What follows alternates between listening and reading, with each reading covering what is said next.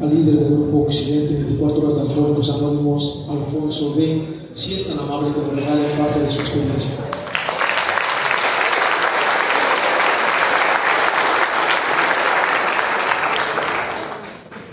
Muy buenas noches a todos. En primer término, quiero agradecer la presencia de las personas que, sin tener problemas con su manera de beber, el día de hoy nos acompañan, a los familiares de los compañeros, felicitar a la mesa de servidores y a la conciencia del Grupo Reforma por el arribo a este 10º aniversario. Mi nombre es Alfonso y yo soy un enfermo alcohólico. La verdad es de que en este tipo de juntas la principal intención, tal y como lo escuchaba de mis compañeros, es que las personas que no tienen problemas con su manera de beber sepan que hay un lugar en donde sí se puede dejar de beber y de drogarse. Yo nunca me imaginé, ni en mis más fantásticos sueños, que podía vivir una vida en la cual se pudiera beber y que se pudiera de alguna manera disfrutar. Nunca me imaginé que pudieras tú como empezar a tomar y que pudieras sentir un cambio en tu percepción de la vida, ¿no? De ser un chico que le atormentaba los pensamientos, que había crecido de alguna manera con la religión y que para poderme poner en paz siempre me decían que Dios me iba a castigar, que las cosas eran pecado, y que después de esa sensación de culpa empezara yo a sufrir. Pues nunca me imaginé que los tragos me lo fueran a quitar. Una vez que hice contacto con el alcohol, en un principio yo traté como de darme cuenta que no era más que haber descubierto la vida, ¿no? Algo fantástico, algo de lo cual yo me enamoré. A mí me encantó el alcohol. Yo sentía de alguna manera que me había quitado el miedo, que me había quitado los complejos, que me había quitado completamente cualquier sufrimiento. Sentía que ese Dios que me iba a castigar en ese momento era mi amigo y era mi aliado, y además podía sentirme chingón y podía de alguna u otra manera vivir de otra forma, ¿no? Y la verdad es de que yo no tuve freno con el alcohol. Yo empecé a beber a los 13 años y a los 15 años empecé prácticamente a darme cuenta que ya tenía como una obsesión. Me empecé a dar cuenta de una manera muy sutil, porque yo empezaba a tomar con algún grupo de amigos en la escuela, en el fútbol, en cualquier lugar, y yo era de los clásicos que me picaba y que, a pesar de tener que hacer algo al otro día importante, pues no lo hacía, ¿no? Sentía que era más importante beber. Siempre creí que los que se iban a su casa a dormir eran cobardes, que no seguían la fiesta, que le tenían miedo al papá, que le tenían miedo a la mamá, que le tenían miedo a la novia, y que solamente algunos de los que éramos así como entrones para chupar sabíamos cómo disfrutar la vida.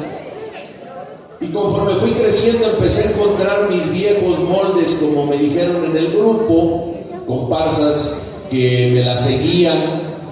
Me encantaba a mí contarles mentiras. En ese momento, cuando yo les contaba mentiras de mis chingonerías, pues ellos hacían como que me creían. Luego me contaban sus mentiras, yo también hacía como que se las creía, y esto a mí me ponía en una ficción fabulosa, porque yo en ese momento me olvidaba de todo lo que había yo generado, el miedo que tenía, de las cosas que ya había hecho como actos de mal juicio. En ese momento se me olvidaba completamente, me transportaba a un ser diferente, ¿no? El problema en mi caso personal fue que ese idilio con el alcohol me abandonó pronto. Me empezó a ya no respetar y empezaron a aparecer después de las primeras lagunas mentales otra vez los sentimientos de culpa, un remordimiento bárbaro por haber hecho actos de mal juicio, y a veces incluso, como lo escuchaba y ahorita lo compartía con Heriberto, a veces hasta por solo pensar empezaba yo a sentir esos sentimientos de culpa, pero mucho más fuertes que cuando antes de beber, y empecé de alguna u otra manera yo a sentir que tarde que temprano Dios me iba a cobrar todas las facturas por las cosas que ya estaba haciendo, y que el único remedio que había era portarme bien. Y siempre quise portarme bien, pero sin dejar de beber. Siempre busqué el remedio, pero sin dejar de chupar, porque era toda madre, porque de alguna manera la vida se tenía que concebir así. Yo puedo ser buen hijo, si quieren ya me porto bien, puedo, es más, termino hasta la escuela, pero no me digan que tengo que dejar de chupar, porque yo creo, en esos momentos, así lo generaba yo creía que se trataba de vivir bien, y el vivir bien conllevaba andar pedo y andar de fiesta y revalidar las carencias con los comparsas para que te vieran que tú sí la hacías. Y la verdad es que no pude. Yo seguí mi actividad alcohólica y empezó a cobrarme más fuerte hasta el grado en el cual yo ya no podía dejar de beber durante varios días. Empecé a perder todas las oportunidades que yo tenía o que yo creía que tenía. La misma gente en muchas ocasiones, y sobre todo la familia, trata de no tener un hijo pendejo, de no tener un hijo borracho, de no tener un hijo huevón, y entonces casi por lo regular la familia te tapa y te oculta como eres. Entonces mi mamá siempre me solapó, y a pesar de ser como era, me decía, hijo, tú sacabas puros dieces en la primaria, ¿verdad? Y entonces yo sentía que con eso ya había cumplido todo, ¿no? A pesar de que había otras personas que ya se daban cuenta de mi forma de beber y de todas las tonterías que cometía. De alguna forma la familia me seguía solapando porque estaba muy por encima de comprender que ellos lo que buscaban es ellos sentirse bien, de que ellos querían como no sentirse pendejos por tener un hijo como yo, y entonces había que ocultarlo, ¿no? Y menos joven, y menos así. Y entonces la verdad es de que yo crecí en ese ambiente, apapachado, solapado. Nunca di un 5 en mi casa, absolutamente nunca, creyéndome merecedor de todo, creyendo que habían, por el hecho de haberme de haber nacido, ellos tenían la obligación de mantenerme siempre, ¿verdad? Y entonces internamente yo estaba sufriendo todo el tiempo estaba sufriendo, y ya el alcohol no me quitaba ese sufrimiento, ya el alcohol ya no me lo quitaba. Muchas ocasiones cuando empezaba a beber ya no dejaba de sentirme mal. Era una soledad, de esa soledad que sientes cuando ya no puedes ni siquiera como echar una mentira más. Ya sabes que estás descubierto, que toda la gente sabe cómo te la llevas, que han visto todos los actos de mal juicio que has cometido, y que aún así te quieres ocultar. Yo me acuerdo que hubo borracheras en las cuales no quería ni siquiera salir de la cama cuando amanecía en la casa de mis padres, para que no me dijeran qué era lo que había hecho. Era un terror que yo sentía, y ya no quería que me dijeran lo que había hecho.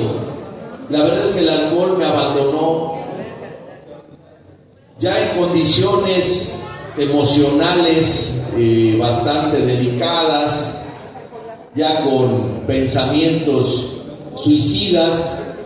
Llegué al grupo, ¿no? A mí me llevaron a un grupo 24 horas como este, en donde me encontré con la grata sorpresa que había mucha gente joven igual que yo, porque en algo tenía la idea de que ya para estar en Alcohólicos Anónimos se necesitaba ya como haber fracasado en la vida en todo. No.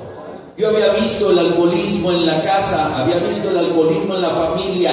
Yo decía, para ir a Alcohólicos Anónimos necesitas haber tenido que haber quedado tirado en un baldío. Además yo decía, a mí no me faltó nada, no me faltaba nada. Lo que no me daba cuenta es que había estado muerto por muchos años y que no había encontrado absolutamente nada hacia conmigo. Y me encontré con compañeros de diferentes edades, hombres, mujeres, que habían en su momento dado dejado de beber y de drogarse, tan solo por el hecho de asistir al grupo. Asistían al grupo y había algo atractivo que a mí me hacía como regresar al grupo todos los días, y que era que yo los veía contentos. Incluso empecé a escuchar las primeras ocasiones cuando los compañeros referían que esto era de atracción, no era de promoción. Y yo decía, bueno, lo atractivo de esto que yo puedo encontrar es que dejando de beber, pues yo voy a ser el chingón que soy, ¿no?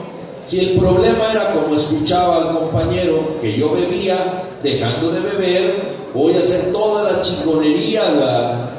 Lo real es que los compañeros que van adelante y que siempre me han salvado a mí el pellejo, me fueron marcando la pauta para que me diera cuenta que no era chingón, pero que entonces se trataba de alguna manera como de revalidar esas carencias y cómo le iba a hacer. O sea, ¿de qué se trataba la vida? Si al final de cuentas ya no iba a beber para ser chingón. Me empezaron a decir, mira, tú nada más quédate, no preguntes nada y poco a poco te vas a sentir bien. Y entonces, en ese afán como de querer descubrir, empecé a sentirme bien. Me empecé a sentir comprendido, empecé a sentir que había gente que había hecho lo mismo que yo, porque había muchos actos que yo había cometido que yo decía, esto a la edad que tú tienes nadie lo ha hecho. Y cuando llegué y lo empecé a escuchar, empecé a sentir de alguna u otra manera algo que nunca había descubierto: el sentirme aceptado por primera vez, el sentir de alguna otra manera que así como yo fuera, aún en las peores condiciones y lo peor que hubiera hecho, había quien me aceptaba. Pero había más. Los compañeros, de alguna u otra forma, en su infinita buena voluntad, saben perfectamente bien que un cabrón que se queda en el grupo por recuperar a la vieja, porque la familia lo perdone, por recuperar la hacienda perdida, o en busca de dinero, tarde que temprano se va a ir a la chingada. Y entonces empezaron a decírmelo para ver si a mí me caía el 20 y tener la oportunidad de hacer un poquito de conciencia de que yo era un ser enfermo, de que tenía una enfermedad incurable, que no se trataba de ser chingón o pendejo, que no se trataba de ser bueno o malo, que se trataba de aceptar la enfermedad así como era, así como estás. Aquí ya no se trata de alguna manera de que tú quieras ser alguien brillante en el mundo de afuera. Se trata de que estés contento, de que te aceptes así como eres. Yo en mi rebeldía que siempre tuve, porque nunca me gustó aceptar nada ni que me dijeran nada, yo siempre quise como que el mundo de afuera, los normales, me aceptaran, como ser siempre otra vez como reconocido por un mundo que ya me había expulsado desde hacía mucho tiempo atrás, al cual no pertenecía, el cual me había vomitado, me había expulsado, me había tirado ahí, en un lugar en donde había otros iguales que yo. Y por eso me aferraba, Y por eso muchas veces luchaba ya estando en recuperación, para querer recuperar al Alfonso, que ya había sido expulsado de ese mundo.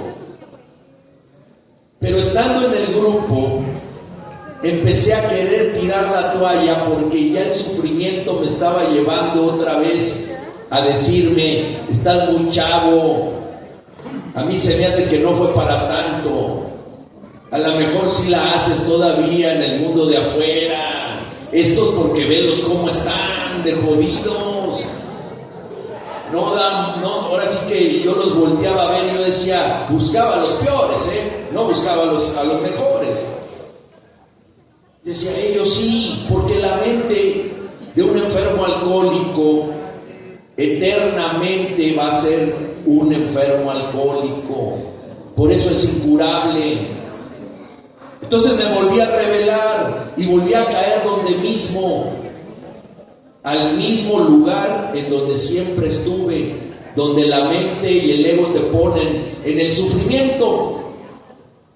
Porque siempre sentí que era yo el centro del universo, que creía que era yo el que iba a obtener los resultados.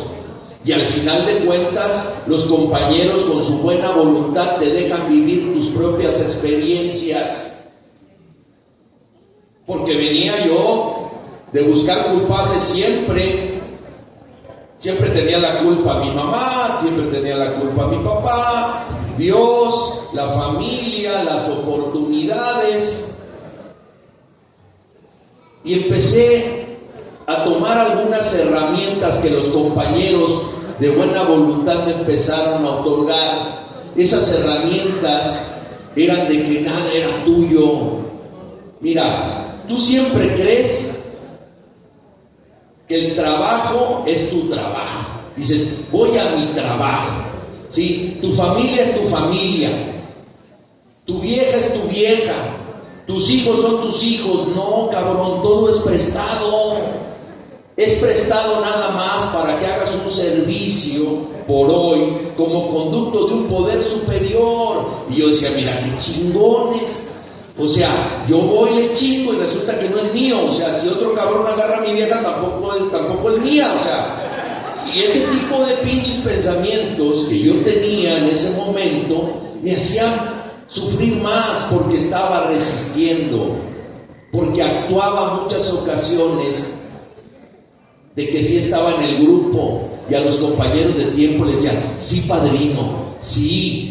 Oye, te echo mi lado para acá, sí, cómo no, de buena voluntad, pero por dentro yo traía reservas, pinches reservas peligrosas, reservas de muerte, reservas que de alguna manera a veces el tiempo ni siquiera cuenta para que las tengas, porque todavía en el fondo muchas veces el enfermo alcohólico como yo genera que la puede hacer en el mundo de afuera.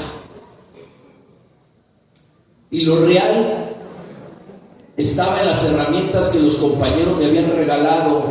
Todo es un servicio para tu propia recuperación. La verdad es que yo nunca entendí, hasta que empecé a sentir que el vivir esa nueva vida que los compañeros comparten, a los cuales estaba escuchando, que los resultados eran de un poder superior, que él sí tenía resultados reales y resultados magníficos para las cosas, desapegados completamente a todos mis instintos, desapegados completamente a todos mis defectos. Por eso muchos nunca me gustaron, pero ¿qué era lo mejor?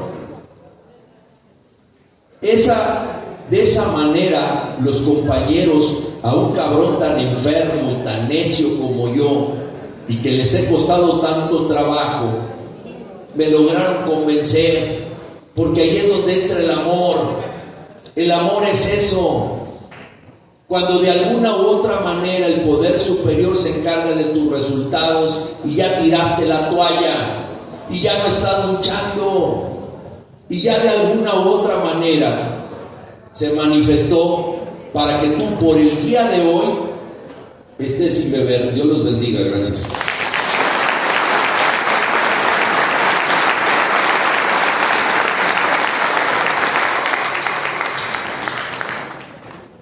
Gracias, el compañero Alfonso, líder del Grupo Occidente de Guadalajara, por su experiencia.